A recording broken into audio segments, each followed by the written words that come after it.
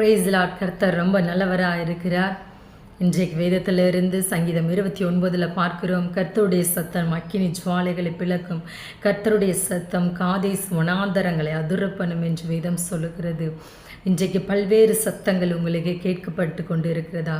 அதாவது வியாதி என்கிற சத்தம், பலவீனம் என்கிற சத்தம், வறுமை, கடன் பிரச்சனை, தரித்திரம், சமாதானமின்மை என்ற போன்ற சத்தங்கள் உங்களுக்கு கேட்கப்பட்டு கொண்டு இருக்கிறதா? அதில் சிக்கி கொண்டு இருக்கிறீங்களா? இன்றைக்கு ஆண்டவருடைய சத்தம் உங்களுக்கு உண்டாகிருக்கிறது. உங்கள் சத்தங்கள் எல்லாவற்றையும் நீங்கள் பார்க்கிற, காண்கிற, அனுபவிக்கிற இந்த சத்தங்கள் எல்லாவற்றையும் கர்த்தருடைய சத்தம் அடங்கி போக பண்ணும். வேதம் சொல்லுகிறதல்லவா, மேய்ப்பனுடைய சத்தத்தை ஆடுகள் அறிந்திருக்கிறது என்று. யார் மேய்ப்பன்? அவர்தான், இயேசு கிறிஸ்து தான் நமக்கு மேய்ப்பனாக இருக்கிறார். அவருடைய பிள்ளைகளாக, அவருடைய ஆடுகளாக, அவருக்கு பின் செல்லுகிற பிள்ளைகளாக நாம் இருக்கிறோம். இன்றைக்கு ஆண்டோடைய சத்தத்தை கேட்கிறதற்கு பழகுங்க.